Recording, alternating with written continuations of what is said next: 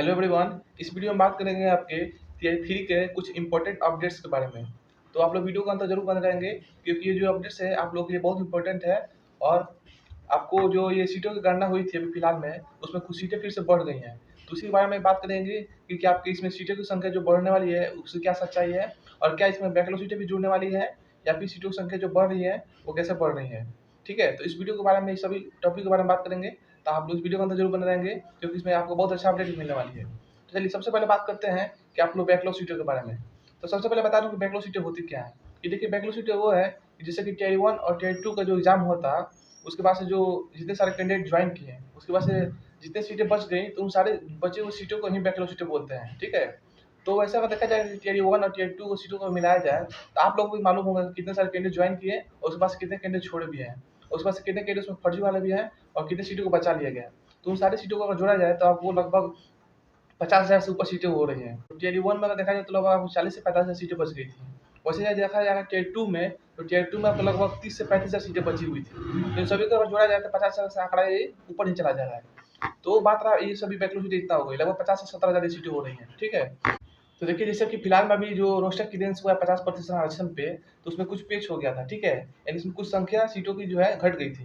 तो उसके बाद से फिर ने जीएडी ने फटकार लगाया सिंचाई विभाग को, और उसके बाद से फिर से संशोधित रोस्टर क्लियरेंस करके मांग की। ठीक है, तो उसके बाद से जब रोस्टर आया 2 दिन के अंदर, जिसमें 48 घंटे का समय दिया गया था, तो 2 दिन के अंदर जो रोस्टर क्लियरेंस करके संशोधित रोस्टर आया, उसमें क्या हुआ कि सीटों की संख्या जो है फिर से बढ़ गई। यानी 1 to 5 और 6 to 8 में सीटों की संख्या बढ़ गई। और सीटों की संख्या बढ़ने के अलावा इसमें कुछ सृजित पदे भी आ गए। ठीक है, यानी आपकी संख्या जो पहले घट गई थी, अभी जो फिर से संशोधित रोस्टर मांगा गया है उसमें आपकी सीटों की संख्या बहुत ज़्यादा बढ़ गई है। ठीक है, वो चाहे क्लास 1 to 5 हो या फिर 6 to 8 में। तो ये जो पदें जो बढ़ी है मैं बताऊंगा कितनी सीटें थी और कितना बढ़ गई हैं, और कितना सृजित पद आई हुई है, और सृजित पद जो है वो कितना लगभग बढ़कर कितना होने वाली है, और फाइनल रिजल्ट कितना पाने वाला है। तो देखिए जैसे कि आप सभी को बता दूं, जब इसका नोटिफिकेशन आया था टियर 3 का, तो उसमें 1 to 5 की जो सीटें थी वो 28,026 सीटें थी। लेकिन फिलहाल में अभी जो सीधे पद आए हुए हैं उसमें लगभग 11,000 सीटें बढ़ गई हैं, जिसको अगर जोड़ा जाए सब में तो 39,000 के आसपास आपकी सीटें हो गई हैं। यानी 28,000 से लेकर 39,000 तक आपकी सीटें हो गई हैं 1 to 5 में। वही बात करें 6 to 8 में, तो जब वैकेंसी आया था उस समय आपके 19,645 पोस्ट थी, मतलब 19,000 प्लस सीटें थी। लेकिन फिलहाल में अगर देखा जाए अभी, तो अगर जो सीटें पद इसमें जुड़ी हैं लगभग 6,000 जुड़ गई हैं। ठीक है, तो अगर इसको जोड़ा जाए तो 25,600 के आसपास सीट हो रही है, यानी मानिए 25,000 आसपास इसमें हो रही है। यानी साफ साफ कहने का मतलब ये है कि क्लास 1 to 5 में आपका 11,000 प्लस सीटें जुड़ने वाली है, और 6 to 8 में जो है 6,000 प्लस सीटें जुड़ने वाली है। तो ये टोटल अगर बात की जाए 1 to 5 में लगभग 39,000 सीट हो रही है, और 6 to 8 में जो है 25,000 के आसपास सीटें हो रही है। तो अगर ये बात किया जाए कि क्या ये जो सीटें हैं ये सच में टियर 3 में जुड़ेंगी या फिर नहीं जुड़ेंगी। जैसे कि आप सभी को मालूम है कि टोटल आपकी जो वैकेंसी है टियर 3 की वो 87,774 पोस्ट है। लेकिन मैं अपने अनुमान से बता रहा हूँ कि क्या ये सीटें जुड़ने वाली है या नहीं जुड़ने वाली है। देखिए पहले से बातें हो रही थी कि बैकलॉग सीटें जुड़ेंगी, लेकिन मेरे अनुसार अगर देखा जाए, चाहे आप भी अपने मन से सोचिए कि जो बैकलॉग सीटें होती है वो क्या होती है, मैंने आप लोग बता दिया।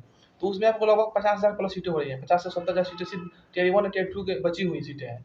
तो अगर उसको जोड़ा जाए तो संख्या बहुत ज़्यादा हो जाएगा। और आपको ये सच्चाई मैं बता दूँ कि आपको भी ऐसा लग रहा होगा कि उतने सारी सीटें जुड़ने वाली नहीं है।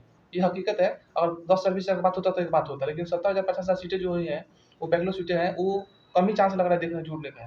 लेकिन मैं बात फिर बता दूँ, ये जो सीटें भी फिलहाल में जोड़ी जा रही है 11,000 और 6,000 क्लास 1 to 5 और 6 to 8 में, ये जुड़ सकती हैं। इसकी जुड़ने की संभावना मेरे अनुसार बताया जाए 80% चांस है कि जुड़ जाएगा। लेकिन फिलहाल में देखा जाए कि ये बातें 100% सही होती है कि नहीं।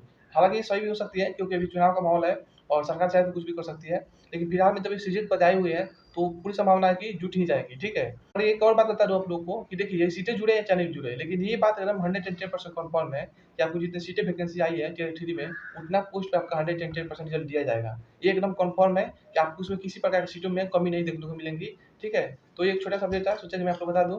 और फाइनली बात करके आपका रिजल्ट कब तक आने वाला है, तो रिजल्ट जो है आपका अब लग रहा है कि टियर 3 का क्लास 1 to 5 6 to 8 और 9 10th और 11th 12th का जो फाइनल रिजल्ट है वो अब नवंबर में आने वाला है। नवंबर में डेट की बात कर दूँ तो 15 से 20 नवंबर के आसपास आपको अब रिजल्ट देखने को मिल जाएगा, क्योंकि इधर अब दिवाली और छठ का पर्व है, उसके बाद से कोई चांस है कि आपका रिजल्ट आए। ठीक है, चलिए मिलते हैं एक बड़े अपडेट के साथ नेक्स्ट वीडियो में, तब तक के लिए बहुत बहुत धन्यवाद और जय हिंद।